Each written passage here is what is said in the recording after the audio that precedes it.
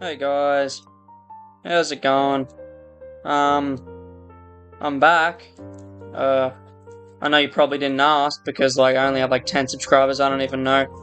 A lot's happened in the years that I've been gone. I got banned from YouTube. Never really got a reason why, but I reached out to them earlier this year and my YouTube channel got reinstated. So I said, might as well just make a video. And this video is just going on what I've experienced in the past 5 years of me being banned, where I am now. And I'm 17 now. I'm pretty sure the last time I posted when I was 12, I was living in a different house, so I've moved. Same town though, same nice town. And yeah, it's basically what I have to go over now. So, back then I was still in primary school. This is back with the last video that I posted. I was still in primary school, trying to find my way around life, I guess, because I didn't know who I was. I was a bright little kid, and I had a lot of ideas, and I had a really creative mind, and I still think I do, because I just like making stories and telling them, I guess, but this story is not even being made, it's already happened.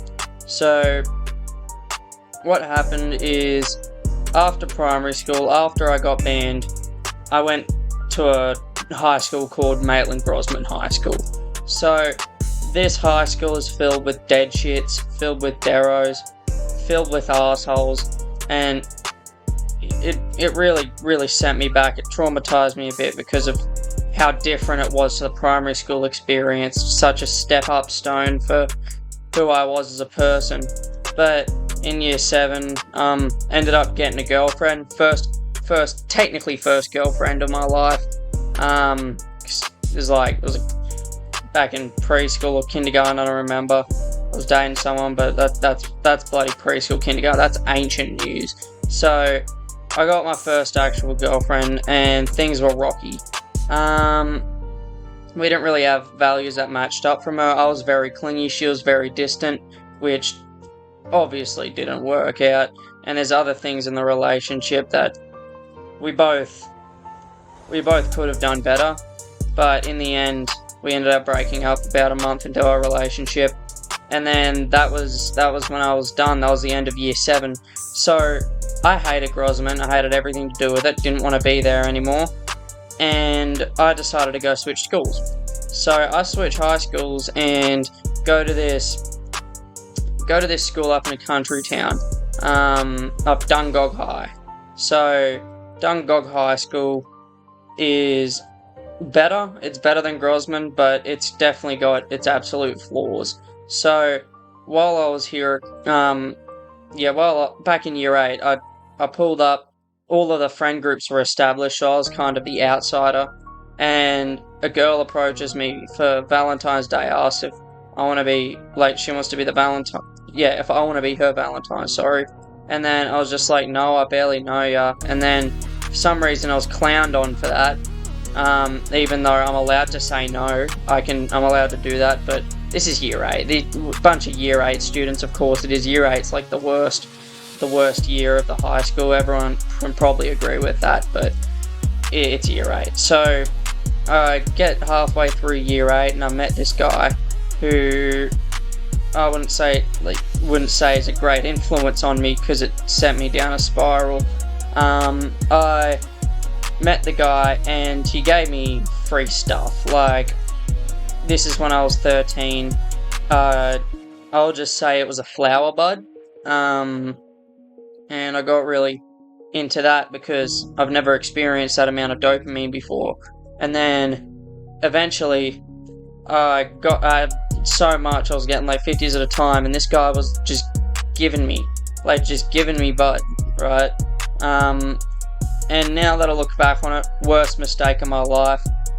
I can't say, I'd say I hope I never met him, but if I didn't meet him, I wouldn't be in the spot I am today. So I meet this guy, and eventually I go up to my nan and pop's place one day, and this is also back in year 8, so this is early. I was 13 when this all started, and I went and I saw that there was prescription medication in the cupboard, and I didn't know what it was, and it said controlled substances, and I said, damn, I don't have any weed right now. I'm gonna get absolutely high off whatever this is. So I researched into it.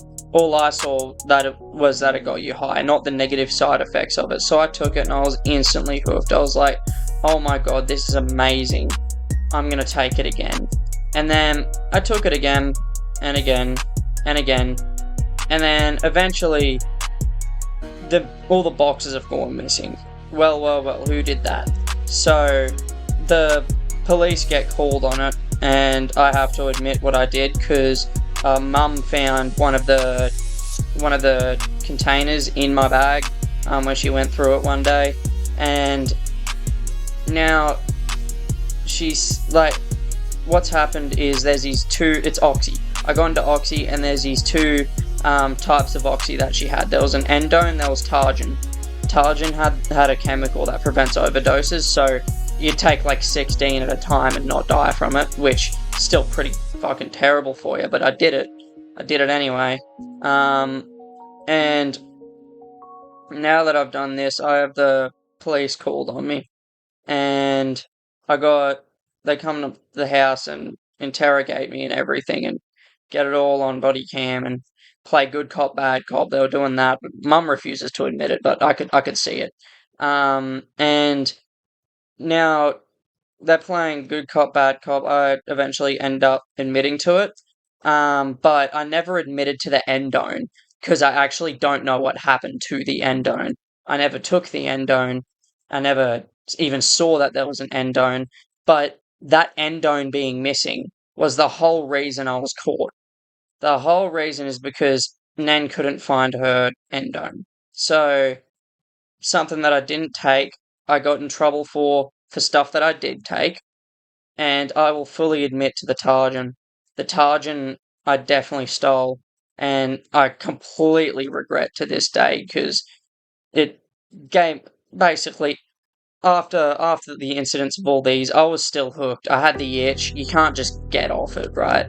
So I was taking it until I was 14, almost 15. So I was hooked on Oxy for 2 years at this point, and eventually I realized enough is enough, and I stopped taking it. I have the worst withdrawals for about a month, and eventually I recover. So now that I turned 15, my brain's still recovering from the amount of frying I did to it when my brain was just starting to develop. And then, since I've done all this frying, I never actually learnt how to grow emotionally. So I was 2 years behind what I should be mentally, because of how much drugs I took. Now, I was still doing pot at this point, and I kept doing it because it was a replacement. Yeah, it was basically just a replacement for the Oxy, so I wouldn't take it again. But saying it's a replacement and downplaying it is still not something that I should be doing, and I still regret doing that too. And I just kept frying my brain. I was a cooker. And then I fry my brain, and I get to 15, and I start getting drug tested by my father. So he starts catching on to what I'm doing. I'm getting caught sometimes for sneaking out or trying to go out and smoke pot. And then eventually he just drug tests me. And then I have a month ban from electronics, so he takes away everything for a month. Which, damn, I'm happy I got only a month, because if I had like a year, then I would have crashed out and probably would have ran away, but that didn't happen. So I was banned for a month, got into card games like Pokemon, and collected Magic cards. I never knew how to play it at the time, but I was 15, and then I turned 16, and then I realized, shit, I need to really lay down the drugs I'm doing. So I start slowly getting off the pot, but eventually I get off, and then I get back on, because I've spent too long at that point, and I was itching. I was dependent on weed at the time. That's how bad my drug addiction was. And I got back on. So I get caught for it again, and get drug tested again, And then now I've lost all the trust with my dad. I can't go outside and do things because he'll always ask questions on where I'm going, what I'm doing, because of what I did before and what my past actions have led to. Like, the boy who cried wolf, essentially. But different, kind of different. Don't know why I made that analogy, but I guess that's just how it is. So I get caught again, and then now I'm actually starting to slowly hop off it. I slowly hop off, slowly hop off, slowly hop off, and then eventually I turn 17 right now. This was a month ago, and now I wasn't as much as a cooker.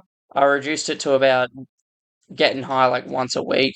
And then it hit 17, and then I started to have like a really big mental spurt, and my brain started developing a lot more. So I realized, shit, I need to help this brain development by not cooking all the time. So I reduced it to like a month. And now we're here today. I still get the itch. I always get the itch. I don't like, sometimes I can't help myself, but this is on very, very rare occasions now. And I honestly think I'm doing much better mentally, much better physically, because I'm actually going outside doing exercise, keeping my mind clear of everything. And the only thing I can hope for is a better future. Growing and learning and everything, all of the above, everything that I need to know to become a decent human being, I still have to learn. So I'm not that far into my life, and I'm only here to just explain the life update and everything that's going on there. And there's so much more stories that are to be told. But anyways, if you guys really like this video, then please like and subscribe, because I got like no likes, no subs. And I hope you guys enjoyed my sob story, my backstory, whatever you want to call it. And I really hope the best for all of yous. And if you're down the rabbit hole of hard drugs or just drugs in general, then please, you need to try and get out of it before it's too late. Because I learnt that mistake the hard way. Thank you guys so much for watching, and I'll see you in the next video.